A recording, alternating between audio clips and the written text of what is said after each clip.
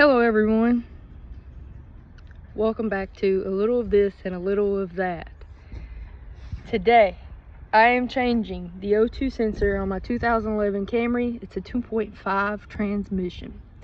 You will need some PB blaster, a 22 millimeter wrench, anti-seize for the threads on the new O2 sensor, these glasses or some glasses, and a mask because you just want to be as cautious as possible. If you don't have a lift, you'll need some ramps. And so when you pull it up on the ramp, you want to make sure you are on as level ground as possible, and always put your emergency brake on, because it doesn't matter if it's in park. You just want to make sure that your car isn't going to roll backwards. So now I'm going to get under the car and I'll show you where the O2 sensor is. Alright y'all, here we are. I had to break this thing loose already. It was like fighting a bear. Well, not really, but I mean, it was pretty tough. So right in behind your flex joint here, that's in your exhaust pipe, is your O2 sensor. Here's the O2 sensor, and this is your plug where it connects right here, and this is how it sends all the information to your engine. Okay, so I'm gonna finish taking this out. Y'all don't know how happy I am. I broke this thing loose. I tried every which way to get it loose. All right. Sorry, I can't see the camera. Here's the O2 sensor. I don't know if that's bad or not, but my check engine light keeps coming on.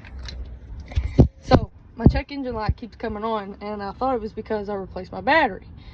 And these cars have intelligent learning, so anytime that the terminals of your battery are disconnected, your computer has to relearn everything, so it's learning you and how you drive, which means that lights will typically come on, it'll run funny, all kinds of stuff for at least, we'll say 3 or 4 days, maybe 5 tops, but then it should level out. So my check engine light had came on, and I called Toyota. They're like, well, because it was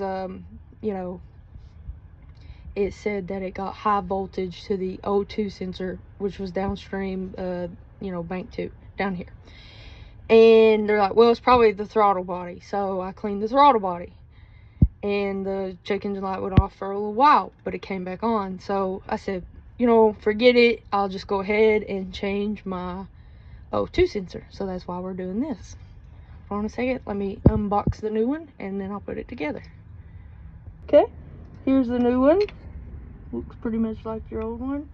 On the threads here, I'm going to rub a little anti-seize on it, so that hopefully then, if it has to be replaced again, it won't be so bad. Okay. Got it on there.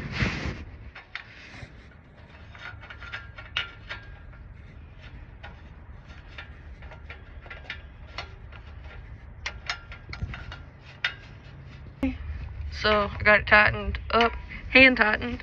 Now I'm going to take my wrench. Used to working with sockets. Not the right way.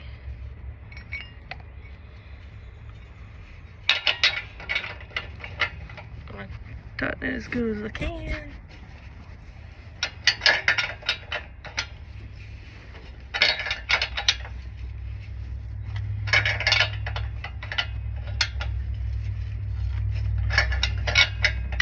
Y'all don't know how happy I am. Alright, got that on there nice and tight. Okay. Now, put this back in. I can't see. Now, there's only one way that this will go in, this connector. You're gonna feel it. And when you do, you need to hear it. You need to hear it click, because if you don't, It's not in there, see? And then at work, they teach us to push on it, give it a good pull, make sure that it's in there, and then there you go. That's how you replace O2 sensor. Make sure that whenever you take your car back off the ramps, before you do it, undo your emergency brake, back it off slowly, and that's how you do it. Thanks for watching.